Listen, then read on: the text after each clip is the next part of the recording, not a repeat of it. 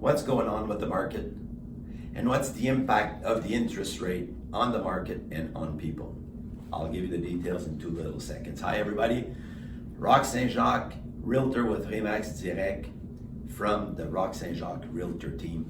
Again, a real pleasure for me to share information with you through these podcasts about real estate in l'Outaouais.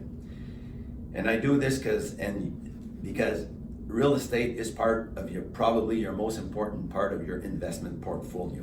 So that's why I think it would be a good thing to stay in communication so you get more knowledgeable about the real estate market in l'Outaouais. So yes, I felt important, even if the numbers of October didn't come out yet, to get in touch with you guys because I feel a lot of anxiety either from buyers or seller again in the market.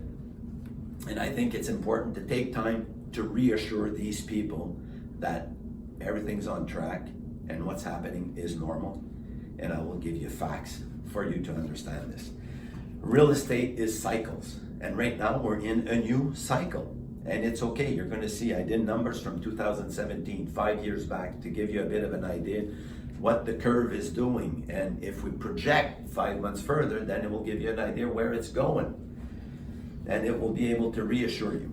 All right, so I'll explain to you some details also that probably you don't hear that often. We're gonna talk about inventory, sales, and months of inventory. This dedicates if we're in a buyer's market, seller's market, or in a balance market, all right?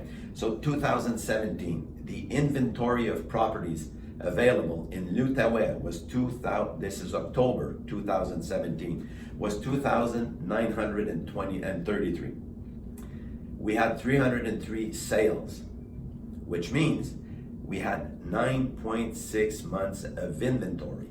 The inventory is how many houses we could sell before we run out of the inventory. This gives us the idea, are we in a seller's market, buyer's market, or balance market?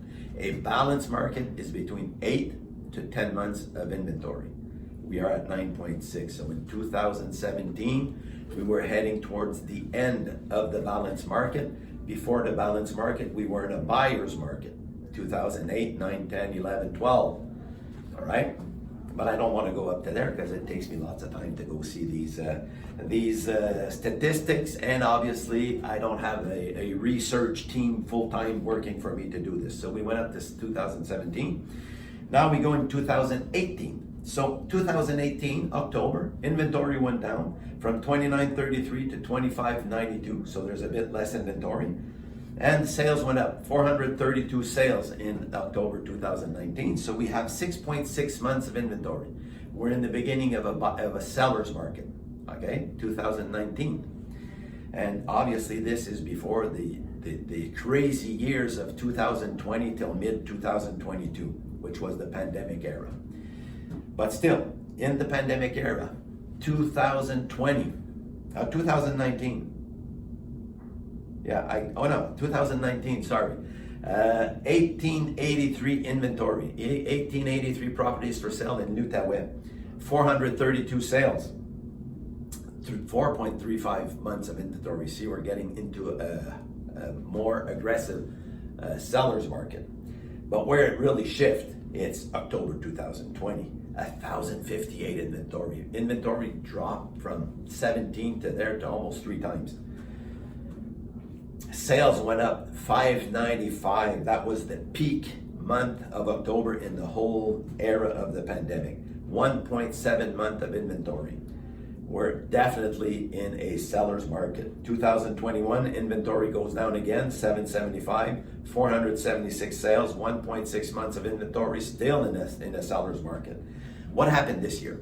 Like I said, the numbers aren't out, but I'm able to figure things out to be very close to the reality.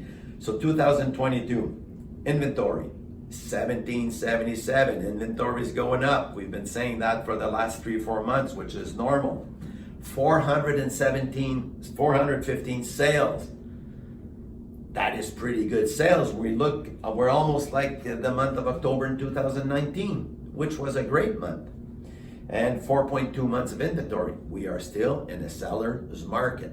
So that's why you sellers that have it in your mind, you should take advantage of this sequence, because if we project this and we throw this 6, 7, 8, 10 months ahead, the picture will probably be changing, because it's obvious we're going to be heading into a balanced market. And maybe by the time the mortgages of all these people that bought in 2019, 20, 21, so that means 24, 25, 26, they're going to be renewing their mortgages. So maybe we're going to see people leaving their houses behind. So inventory might go up, which means we might be heading into a buyer's market in 2025. So you see that even if interest rates went up, sales are there. People are buying and things are moving, things are happening. The delay to sell a house is getting longer. Back in 2017-18, it went up to 98 days before you concluded a sale. So it's the same thing today. Delay are getting a bit longer. And I really want to reassure people that are in the process of selling or buying to be reassured. The market is still favorable for you. You need to have contact with your realtor on a regular basis. And if you're not in the process, what I recommend, take an appointment right now with myself or a member of my team, real professionals of real estate, and we will give you all the details about this, and we will stay in touch with you every week you're on the market, because right now it's the most important, has been in a long time, to really be able to assess the situation with your property. If we need to adjust, we do it. If we see that we're still getting lots of visits on the web, fantastic, we're doing a good job. So it's important to stay in touch, all right? What I want to mention about interest rates, and I find it sad that the big banks are not doing much for their customers that didn't really know what they were getting into. Now I'm talking about people that did not buy, did not sell. They are like just casualty of increased rates. So these people renewed their mortgage. They didn't want to sell. They didn't want to move. They weren't secure, saying, okay, I'm going to sell my house with a big profit, but where am I going to go? I'll have to buy with a big price. So they did not move. But also, like most people, they don't take time to read the contracts that we put in front of them. And the person the other side of the table, having them sign this contract, didn't take the time to explain in their language that what they were signing. Me, when you do business with me, I read the contract to you and I explain it in your language so you are able to understand exactly what you're getting into, not after the fact. I'm sure if the bankers would have told the lady or the gentleman, listen, this is a variable interest rate, which means your mortgage is $1,000 a month, but if interest rates are going up, your mortgage will change every month. It goes up.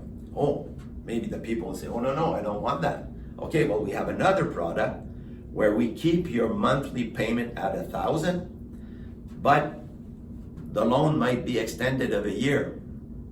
So instead of finishing in 15 years, it'll finish in 16 years. Probably most people will say, I don't care if it finishes in 16 instead of 15. I don't want my payment to move from $1,000 to $1,200 to $1,400 to $1,600. I won't be able to afford it. So these people are the ones that I find that are being hit very hard with these interest rates increase. People who have not bought, who are in the process of buying, they know, they're aware of what's happening. But these people that just got hit by surprise because nobody explained the contract to them, and yes, the bankers will say, well, they signed it. Yeah, but ask them if they understood what they signed. But other than that, take time to see your customer, and Mr. and Mrs. Customer, take time to put pressure on your banker. What does it change for him if he adds an extra year to your mortgage and he still gets that interest rate than having that interest rate now? So that's what I wanted to share with you today. Again, it's a pleasure sharing this information with you. I would like you to share this video, and there's probably people around you that would benefit from the information I just shared with you. Like the video, subscribe to our YouTube channel, Équipe Rock St-Jacques, and remember, it's a real pleasure doing business with you. Thanks, talk to you soon.